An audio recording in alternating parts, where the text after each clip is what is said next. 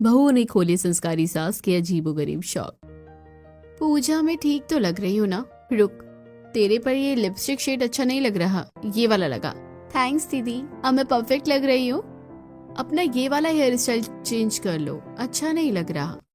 सुनीता दीदी, पूजा दीदी, आप दोनों अपने में लगे हुए हैं, कोई मुझे तो देखो, मैं परफेक्ट लग रही हूँ या नहीं। वैसे भी डर लग रहा है, आज से पहले हम तीनों ने कभी भी ऐसे कपड़े जो नहीं पहने हैं। अरे रीमा, तू तो सबसे ज्यादा सुंदर लग रही है, चिंता मत कर। चलो दीदी, हमें किटी पार्टी के लिए लेट हो रहा है। तीनों बहू अच्छे से रेडी हो जाती हैं। उसके बाद वो सनग्लासेस लगाकर गुनगुनाते हुए कमरे से बाहर आती हैं कि सर पर पल्ला रखे साथ सरोज आ जाती है। शिव शिव शिव शिव, ये तुम तीनों ने किस तरह के वाहियात कपड़े पहन रखे हैं? तुम्हें जरा भी इज्जत का ख्याल है कि नहीं? कहाँ चली तीनों की टोली मेरी इज्जत गिराने? वो माँ जी, ऐसी बात नहीं है, हमने इतने भी अजीब कपड़े नहीं पहन रखे हैं। देखिए, इसमें स्लीव्स है और शॉर्ट ड्रेस भी नहीं है। वो हमारे फ्रेंड्स ने हमें किटी पार्टी में बुलाया है, तो हम बस वहीं जा रहे थे, वहाँ का थीम ऐसा ही है। माँ जी, ये सब नॉर्मल है, आप चिंता मत कीजिए, किसी को पता नहीं चलेगा। हम कैब में बैठकर जाएंगे और जल्दी आ जाएंगे। बहू का मतलब मर्यादा होता है कि सर पर पल्लू रखे, ढंग के कपड़े पहने, ये नहीं कि अपनी मनमानी करो। और हाँ, ये फैशन मेरे घर में नहीं चलेगा। अगर किटी पार्टी में जाना है तो चुपचाप से साड़ी पहनकर जाओ, वरना यही रहो। ठीक है माँ जी, हम अभी कपड़े चेंज करके आते हैं। सरोज वहाँ से चली जाती है। तीनों बहू साड़ी पहनकर किटी पार्टी में पहुँचती हैं। ये देखकर उनकी सहेलियाँ उन पर हंसती हैं। अरे पूजा, सुनीता, रीमा, ये तुम तीनों क्या पहन कर आई हो? तुम्हें पता नहीं था क्या कि मेरी किटी पार्टी की थीम ड्रेस क्या है? देखो, हम सब ने वही पहन रखा है। सच में तुम तीनों बहुत अजीब लग रही हो। बट वेट, तुम तीनों ने तो हमारे साथ वेस्टर्न ड्रेस की शॉपिंग की थी ना, तो साड़ी लपेट कर क्यों आई हो? अब बोलो भी कुछ और, लेट भी आई हो। अरे यार, क्या बताऊं तुझे, हम तीनों की बुढ़िया सास है ना, इतनी ज्यादा संस्कारी है कि उस ड्रेस में देखकर भी हम तीनों को मना कर दिया, इसलिए हम यही पहन कर आ गए हैं।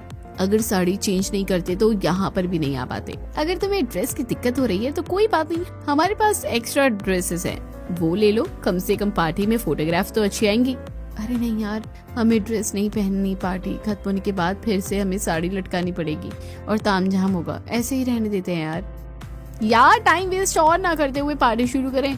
Why not? ये लो अपनी ड्रिंक्स, सैलेड, स्नैक्स और अब कार्ड्स बटेंगे। इसके बाद किटी पार्टी में सारी लेडीज कार्ड्स गेम खेलती हैं, फिर थोड़ा स्नैक्स करके गॉसिप, फिर डांस करती हैं। अरे चमक चलो छैल छबीली, कहते हैं मुझको ध्यास रसीली, बच के तू रहना दिलदार सजना, महंगा पड़ेगा तुझको प्यार सजना, बजा रे जरा बैंड बाजा। क्या बात है, पति की याद आ रही है क्या पूजा? अरे नहीं, किटी पार्टी में चटपटे गाने भी तो होने चाहिए। ओह माय गॉड, घड़ी में 7 बजने वाले हैं, हमें तो घर जल्दी पहुंचना था। पूजा, रीमा, जल्दी चलो, शाम को पूजा भी करनी है और डिनर भी तैयार करना है। हाँ दीदी, चलते हैं। फिर तीनों बहुएं घर आ जाती हैं, जहाँ सास उनसे पहले आरती की थाली लिए पूजा कर रही थी। जय गणेश जय गणेश जय गणेश देवा, माता झाकी पार्वती पिता महादेवा, एक दंत दयावंत चार भुजाधारी, माथे पर सिंदूर सोए मोसी की सवारी, ओम गण गणपतये नमः। अरे मोरी मैया, हमसे पहले तो माँ जी ने ही पूजा करती। करनी ही पड़ेगी, क्योंकि इस घर की जिम्मेदारी तुम तीनों से तो निभाई नहीं जा रही है। 3 बहू के होते ही शाम की आरती मुझे करनी पड़ रही है, तो तुम तीनों किस काम की हो? सिर्फ किटी पार्टी जाने के लिए और वैसे कपड़े पहनने के लिए? नहीं माँ जी, ऐसी कोई बात नहीं है।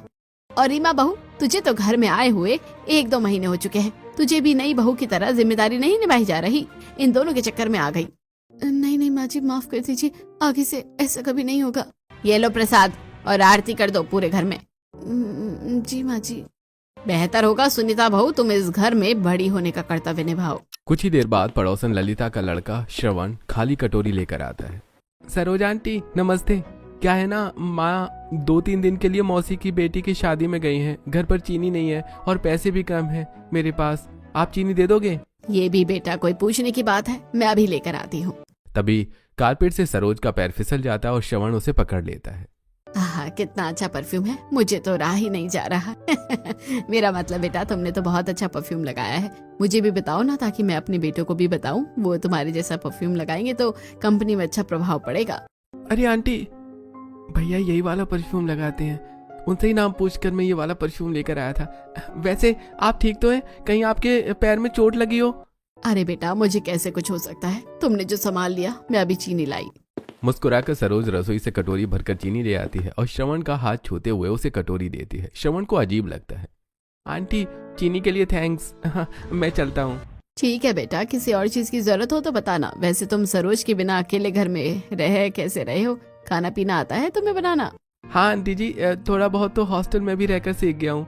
सुनीता दीदी, आपको कुछ गड़बड़ नहीं लग रही? माँ जी कैसे हंस हंस कर बातें कर रही है, और उसकी परफ्यूम की तारीफ करना तो थोड़ा अजीब लगा। तुम भी ना पूछो कैसी कैसी बातें करती हो माँ जी के बारे में। माँ जी उसे बेटा बेटा करके बोल रही है फिर भी। पूजा दीदी, आप क्राइम पेट्रोल देखना कम कीजिए। वही तो। आप सही कह रहे हो, शायद मैं ज्यादा ही सोच रही हूँ। श्रवण चला जाता है। शाम को पति ऑफिस से आ जाते हैं और निधि भी इंस्टीट्यूट से आ जाती है। भाभी, बहुत भूख लगी है, क्या बनाया आपने खाने में? मेरा ना मोमोज खाने का बहुत मन कर रहा था, इसलिए मैं लेकर भी आ गई हूँ। आप सभी भी खा लीजिए। बेटा, तुझे कितनी बार कहा है डिनर के समय बाहर का ये सब मत लाया कर, ये सब ठीक नहीं होता। वही तो पापा, इसे किसी भी चीज की अकल नहीं है। अब देखना खाना कम खाएगी। अरे भैया, मैं बहुत सोची कि मैं नहीं खाऊंगी। मैंने देखा भी नहीं, लेकिन मोमोज की खुशबू ने मुझे इतना अट्रैक्ट किया कि मैं मजबूर हो गई। अब खा लो ना। ठीक है, रो मत। फिर सब मोमोज खाते हैं और बाद में बहू के बने हाथ का खाना। अगले दिन सुबह सुबह सरोज चंदन का टीका लगाकर मंत्र पढ़ते हुए छत पर जाती है। ओम सूर्याय नमः, ओम सूर्य देवाय नमः, ओम सूर्य देवाय नमः, ओम सूर्य देवाय नमः।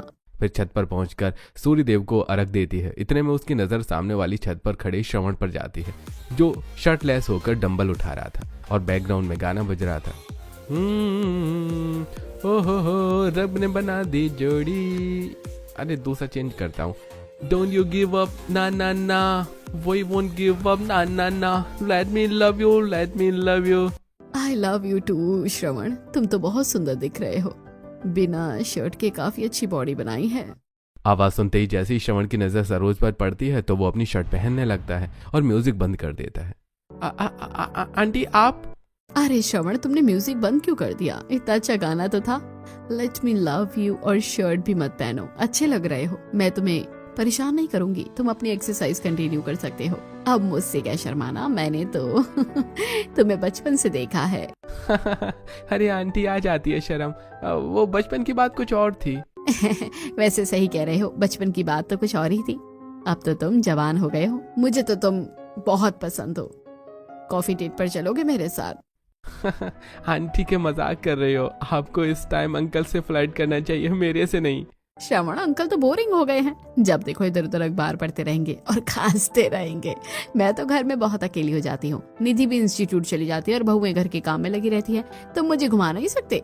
ठीक है, हम चलते हैं। कुछ देर बाद सास इंग्लिश मूवी देखती है। वैसे जो भी बोलो, ये इंग्लिश मूवी है तो बहुत बढ़िया। यहाँ तो कोई किसी को कुछ नहीं कहता है, किसी को भी अपना फ्रेंड बना सकते हैं। जैसे ही बहू के आने की आवाज आती है, सरोज लैपटॉप बंद कर देती है। माँ जी, आपकी चाय? हाँ ठीक है, रख दे, मैं पी लूंगी। तब बहू चली जाती है। शाम को सास पर्स लिए बाहर आती है। माँ जी, आप कहीं जा रही हैं? टोक लगानी जरूरी थी क्या? मैं अपनी सहेलियों के साथ जा रही थी। पूरे दिन घर में रहूं क्या? सॉरी माँ जी, मेरा मतलब वो नहीं था। अब जाऊं? 10 बजे तक आऊंगी। तुम सब खाना खा लेना और पापा जी को भी खिला देना। माँ जी। इतना कहकर सरोज वहाँ से चली जाती है और मॉल में कपड़े बदलकर श्रवण के साथ क्लब जाती है। आंटी, आप मुझे यहाँ क्यों लाई हैं? पहली बार श्रवण, तो मुझे आंटी नहीं बोलोगे। कॉल मी सरोज या Sulu and have fun. Okay Sulu, वैसे आप मेकअप करके इन कपड़ों में बहुत ज्यादा अच्छी लग रही हैं। मैं तो सोच भी नहीं सकता कि आप संस्कारी से ऐसे कपड़े में भी आ सकती हैं। अरे श्रवण, ये सब करने का शौक मुझे बहुत टाइम से था, बस मौका नहीं मिल रहा था। स्वीटहार्ट, आपके सच में अजीबोगरीब शौक हैं, बट अच्छे हैं। फिर सरोज अधेड़ उम्र के लड़के के साथ क्लब में एंजॉय करती है और घर चली जाती है। रात को श्रवण को मैसेज करती है। अच्छा हुआ शगुन ने तुमसे टाइम पर नंबर ले लिया, लेकिन हम दोनों की घूमने वाली बात किसी को मत बताना। अरे डार्लिंग, तुम चिंता मत करो, किसी को कुछ पता नहीं चलेगा। तुम्हें मेरे साथ हैंग आउट करने में मजा तो आया ना? आगे भी करेंगे? ऑफ कोर्स करूंगा स्वीटहार्ट, सच बता रहा हूँ। आजकल की गर्ल्स बहुत जिद्दी होती हैं, बट तुम स्वीट हो, तुम्हारे साथ अच्छा लगा घूमना। तब मुकेश जागकर, अरे तुमने लाइट्स ऑफ क्यों नहीं किया? अभी तक सो जाओ। जी सो रही हूँ। सरोज श्रवण को गुड नाइट का मैसेज कर देती है। अगले दिन वो घर से संस्कारी बनकर अपने भजन मंडली के लिए निकलती है। माँ जी आपकी शाम की चाय, आप कहीं जा रही हैं? देखो बहू, महाशिवरात्रि आने वाली है, इस वजह से कीर्तन रोज होंगे तो मैं रोज ही जाऊंगी। बहुत ज्यादा भगवान के प्रति आस्था आ गई है तुमने। अब हमको भी ले चलो, मैं भी तो घर पर बोर हो रहा हूँ। अरे आप अपने दोस्तों के साथ जाइए ना, मेरी सहेलियों में घुसने की कोशिश मत कीजिए। माँ जी हम तीनों भी घर पर बोर हो जाती हैं। तुम लोग का इतना पूजा पाठ में मन नहीं लगता तो मुझे पूजा करने की जरूरत नहीं पड़ती। चुपचाप तीनों घर पे रहकर घर संभालो, मैं जाती हूँ। ठीक है माँ जी। सरोज बाहर जाते ही कपड़े बदल लेती है और एक टैक्सी में बैठ जाती है। तभी एक फोन आता है। अरे जान, कहाँ रह गई हो? मैं तुम्हारा कब से वेट कर रहा हूँ। अरे अरे बस आ रही हूँ। कुछ ही देर में सरोज निखिल के पास पहुंच जाती है। ओ माय गॉड सरोज, ये तुम हो? मुझे तो विश्वास ही नहीं हो रहा। काफी ज्यादा फिट और ब्यूटीफुल हो गई हो, कोई कह नहीं सकता तुम सास हो। अरे अब डाइटिंग शुरू करूंगी, अपने फेस का ख्याल रखूंगी, रात को नाइट केयर करूंगी तो जवान जैसा तो सुंदर दिखना ही है। चलो मेरे प्रोम, नाइट के लिए हाथों में हाथ डालकर। लेकिन तुम्हारे कॉलेज के लड़के लड़कियों के बीच अगर मुझे किसी ने देख लिया तो कोई क्या सोचेगा? अरे कोई कुछ नहीं सोचेगा, क्योंकि पार्टी में सब लोगों ने मास्क लगाए रखा होगा। ये लो तुम भी लगा लो। सरोज निखिल के साथ हाथों में हाथ डालकर निखिल की कॉलेज पार्टी प्रोम में चली जाती है, जहां सारे कपल आपस में डांस करते हैं और सरोज भी निखिल के साथ डांस करती है। सुबह सुबह मैं फिर जागूं, पास में सोई हो तू, कानों में गा कर कुछ तो मैं रोज जगा दूं तुझको। सपने बुन बुन धुन को राग राग धुन कर रही हूँ, तू पूछ नहीं हो हाल फकीरा दा। अरे तू पूछ नहीं हो हाल फकीरा दा। सभी लोग तालियां बजाते हैं। निखिल को अवार्ड मिलता है। दोनों बाहर एक 5 स्टार होटल में डिनर करते हैं। वाह सरोज, तुम्हारे डांस, तुम्हारी अदाएं देखकर तो मैं इम्प्रेस हो गया हूँ। अब मुझे किसी से कोई फर्क नहीं पड़ता। I really love you. आजकल की लड़कियों से बहुत ज्यादा तुम बेटर हो। ये तो मुझे पता है बेबी, कुछ नया बोलो। यही कि मैं हमेशा के लिए तुम्हारे साथ खुश रहना चाहता हूँ। हाँ तो वैसे ही मिलते रहेंगे, don't worry. Waiter 1 mushroom pizza please. ये सुन वेटर मशरूम पिज्जा ले आता है। घड़ी में ज्यादा टाइम देखकर सरोज वापस वॉशरूम जाकर कपड़े बदल लेती है और गाड़ी से निखिल घर के पास छोड़ देता है, लेकिन वो अपना पर्स ले जाना भूल जाती है। तब सुनीता सास को अजीब नोटिस करती है। उसके पास से परफ्यूम की महक आती है। दूसरा हाथों में चूड़ियों की जगह ब्रेसलेट था। माँ जी आप थक गई होंगी, मैं खाना लगा देती हूँ। नहीं बहू, इतनी लेट आई हूँ तो वहीं पर ही भोजन करवा दिया था, तो आराम कर, मैं भी सोने जा रही हूँ। माँ जी आप तो परफ्यूम लगाकर नहीं गई थी, ये कौन सा परफ्यूम लगाया है आपने? और आपके हाथों की चूड़ियाँ कहाँ हैं? ये ब्रेसलेट? अरे अरे कहीं मेरी पोल ना खुल जाए, इतना ध्यान से देख रही है बहू। अरे बहू, कीर्तन में एक टीनेजर बच्ची थी तो उसने ही अपने हाथ का ब्रेसलेट निकालकर मुझे पहना दिया और परफ्यूम भी उसने ही छिड़का है। ठीक है माँ जी। सास बहू दोनों अपने अपने कमरे में जाकर सो जाती हैं। अगली सुबह सरोज छत पर पूजा करते हुए श्रवण को निहार रही थी। उसे अजीब तरीके से देखना और बातें करते देख पूजा देख लेती है।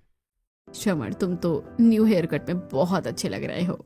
Thank you aunty. आज तो मैं तुम्हारे घर पर आकर तुम्हारे हाथ की ही चाय पीऊंगी बेटा, बनाओगे ना?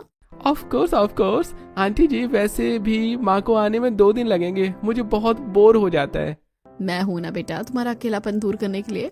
छी, ये माँ जी किस तरीके से श्रवण से बात कर रही है, मुझे तो ठीक नहीं लग रहा।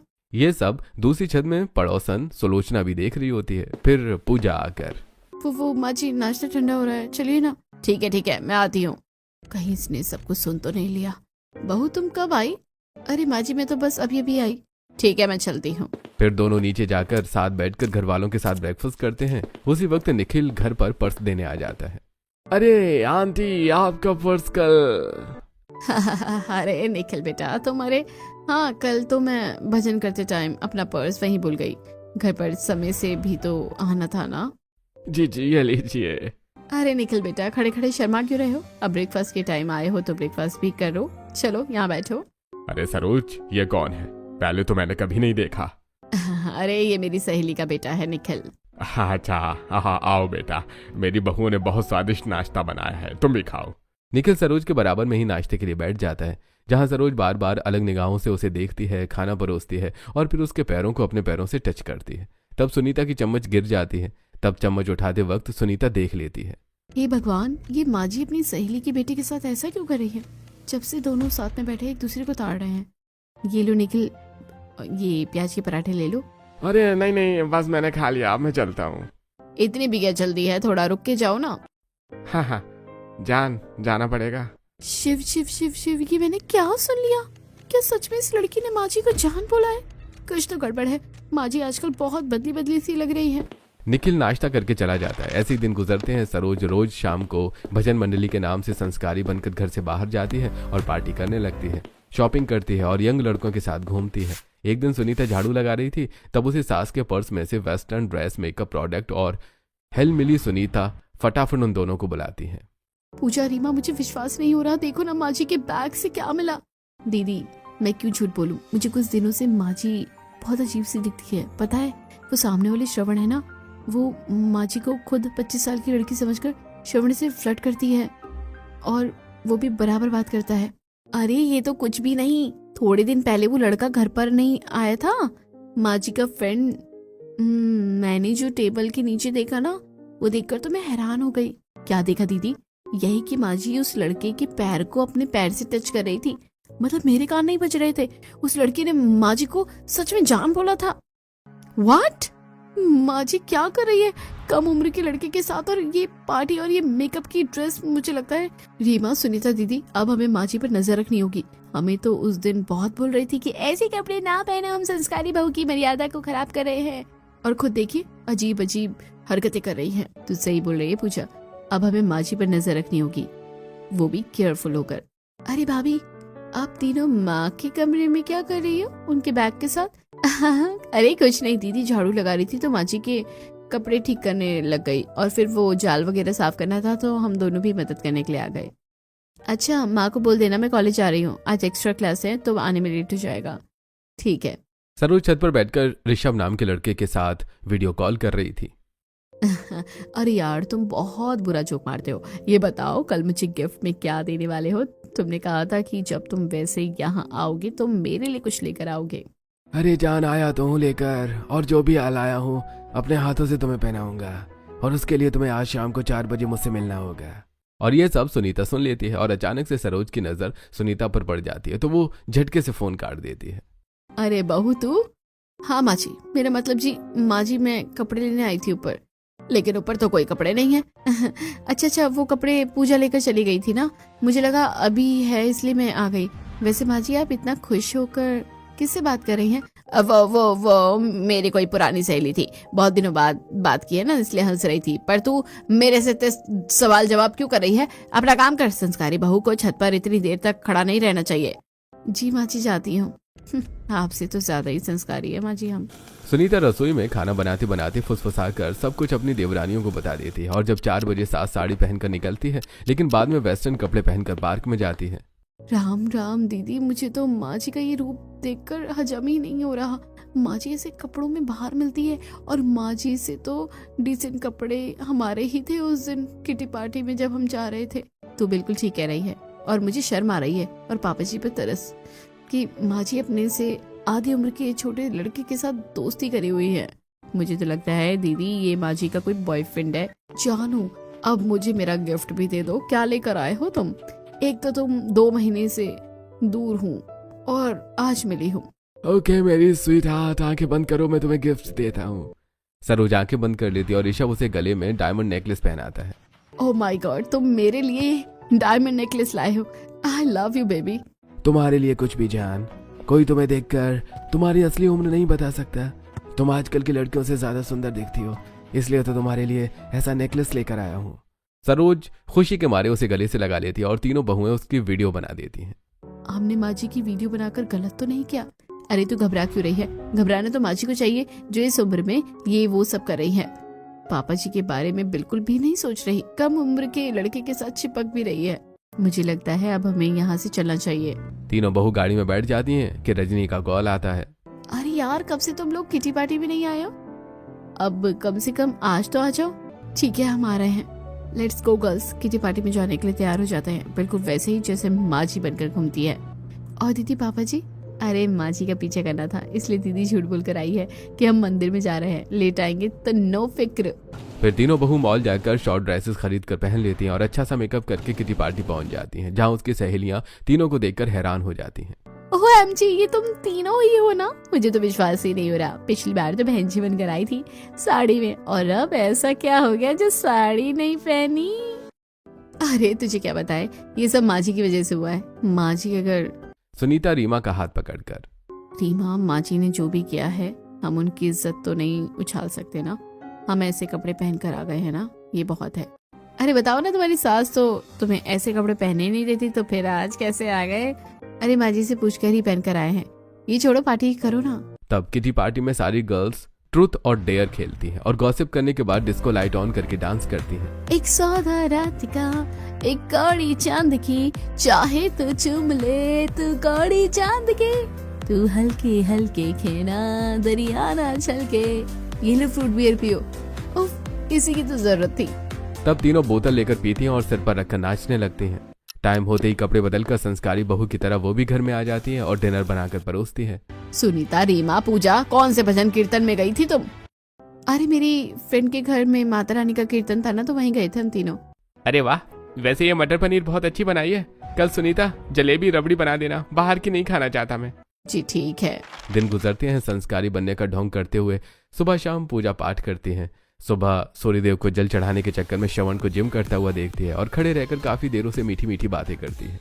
जब ये सब श्रवण की माँ देखने लगती है तो एक दिन वो बहुओं से कहती है, सुनीता, पूजा, रीमा, आखिर तुम्हारी सास मेरे बेटे से इतने घंटों तक बातें क्यों करती रहती है? देखो, मुझे ये सब बिल्कुल भी पसंद नहीं है। अपनी सास को थोड़ा समझा दो। और कल परसों तो मैंने उसे छोटे कपड़ों में जाते हुए देखा था। मैं जब तक दोबारा देखती वो वहाँ से उछल हो चुकी थी। आंटी जी, आपको गलतफहमी हुई होगी। मुझे कोई गलतफहमी नहीं हुई है। ठीक है आंटी जी, हम माँ जी से बात करते हैं। तब तीनों बहू सरोज के पास जाती हैं, लेकिन वो कमरे में नहीं होती क्योंकि सरोज मेकअप करके सिर पर पल्लू रख निखिल के कॉलेज के बाहर पहुंच जाती है और टपरी पर उसके साथ बैठकर चाय पीती है। तुम्हें पता है सरोज, मेरे दोस्त भी मुझसे चिढ़ने लग गए हैं क्योंकि इतनी हसीन दिलरुबा मेरी गर्लफ्रेंड जो है। हाँ ये तो है, पर तुम भी तो हैंडसम हो। वो क्या बोलते हैं, हैंडसम हंग। आजकल के लड़के तो बस मोबाइल में लगे रहते हैं। तुम कम से कम बात तो करते हो।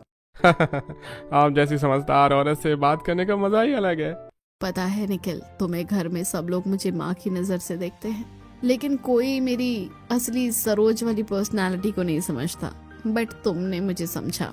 इतने में पड़ोसन उधर से गुजरती है और रुक कर देखती है। सरोज फौरन दूरी बना लेती है।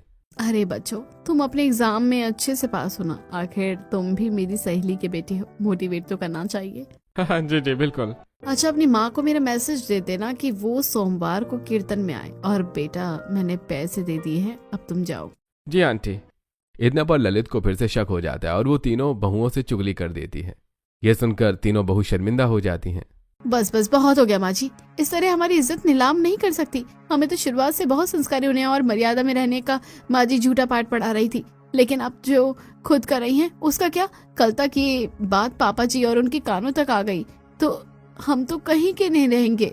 मुझे लगता है पूजा, अब हमें फेस टू फेस बात कर लेनी चाहिए माँ जी से। उन्हें रोकना होगा, क्योंकि हम अपनी आंखों से उन्हें देख चुके हैं और अब पड़ोसी लोगों ने भी उन्हें देख लिया है। सरोज जैसे ही घर आती है, अरे तुम दोनों यहाँ क्या कर रही हो? ये छोड़िए माँ जी, आप बताओ आप क्या कर रही हो? आपको पता है बाहर ललिता आंटी ने आपको एक लड़के के साथ मीठी मीठी बातें करते हुए देखा था और वो हमें टोक रही थी, आप ऐसा क्यों करती है? क्या बस इतनी सी बात? अरे मैं तो श्रवण को अपने बेटे जैसा समझती हूँ, उससे थोड़ी बातें क्या कर लेती हूँ तो वो गलत समझ रही है। मैं तो उसको आशीर्वाद भी देती हूँ। माँ जी, भोली बनने का नाटक मत कीजिए। हमें सब पता है आप कम उम्र के लड़कों से बात करती हो। बाहू मैं अपने बेटे की उम्र के लड़कों से बात करती हूँ, इसका मतलब ये तो नहीं कि मेरे बारे में सब कुछ उल्टा ही बोलोगे। मेरे सामने से हटो, मैं थक गई हूँ। और तुम्हें पता है ना कि मैं कितनी संस्कारी हूँ, फिर भी तुम ऐसी बातें कर रही हो। इतना कहकर सरोज अपने कमरे में चली जाती है। दीदी, माँ जी को समझा कर देख लिया, लेकिन वो तो हर बात से पलट रही है। दीदी, अब वक्त आ गया है कि माँ जी का राज सबके सामने खुले और वो सब करना छोड़ दे, क्योंकि इसमें पापा जी की बहुत इंसल्ट होगी। हाँ, और सच्चाई सामने लाने के लिए रीमा, हमें तुम्हारे भाई की जरूरत पड़ेगी। तुम अंकुर को बोलो कि माँ जी से बात करे, और जब माँ जी इससे भी बात करने लगेगी तो घर वालों के सामने खुद सच्चाई आ जाएगी। तब रीमा अपने कजन ब्रदर अंकुर को फोन करती है और सास का सोशल मीडिया हैंडल देकर उसे फ्लर्ट करने के लिए कहती है। अंकुर करता है और 3-4 दिनों में ही सरोज उस पर भरोसा करके उससे मिलने लगती है। सरोज अभी बाज नहीं आ रही थी। बहू के समझाने पर तो वो अगले दिन घर में फंक्शन जैसा माहौल बना देती है, जहाँ घर के सभी लोग थे। सभी ने सुंदर कपड़े पहने हुए थे। अरे बहू, अचानक से तुमने ये घर में प्रोग्राम क्यों रख दिया? वो क्या है ना पापा जी, बहुत समय से हम सब ने कोई पारिवारिक कार्यक्रम नहीं किया, तो बस एक छोटा सा मंच तैयार किया है जहाँ सब जीवन के संस्कार के बारे में बताएंगे। बहुत यूनिक आइडिया है भाभी। अच्छा है, बच्चों को कुछ तो सीख मिलेगी। तो आइए ना माँ जी, आपसे ही शुरुआत करते हैं। हाँ क्यों नहीं। तो आप सबसे मैं कहना ये चाहूंगी कि औरत की सबसे बड़ी ताकत उसकी मर्यादा है। अगर वो संस्कारों में रहे तभी घर की इज्जत बनी रहती है। तभी दरवाजा खुलता है और अंकुर अंदर आ जाता है। चलो चलो जल्दी चलो, यहाँ से मेरे माँ बाप मुझे इस शहर से दूसरे शहर भेजना चाहते हैं और मैं तुम्हारे बिना कैसे रह सकता हूँ। सुलू चलो, हम आज अपना रिश्ता पक्का कर लेते हैं। तुमने ही तो कहा था कि तुम हमारे रिश्ते के बारे में अपने घर वालों को बताओगी। कौन हो तुम और यहाँ अंदर कैसे आए? मैं तुम्हें नहीं जानती। अरे सुलू, तुम मुझे ऐसे नहीं तड़पा सकती। तुम मुझे पहचानने से इनकार क्यों कर रही हो? ये देखकर पूरे घर में सन्नाटा छा जाता है। अरे कौन सा रिश्ता सरोज, ये सब क्या है? कौन है ये लड़का जो तुमसे शादी करने की बात कर रहा है? मुझे लगता है पिताजी कोई आवारा घर में घुस गया है, मैं इसको अभी बताता हूँ। अरे तुम सरोज से पूछो ना, हमारी बातें मैसेज से शुरू होकर पार्क में चाय पीने तक पहुंच गई थी। वही रिश्ता। झूठ बोल रहा है ये, मैं नहीं जानती इसको। कौन सी चाय, कौन सा पार्क? इतने में तीनों बहुएं ऋषभ, निखिल, श्रवण को भी बुला लेती हैं। सरोज आंटी, अगर आप इसको नहीं जानती, हमें तो जानती ही होगी। मेरे कॉलेज के पास आप मिलने आई थी और मैंने तुम्हें डायमंड नेकलेस दिया था।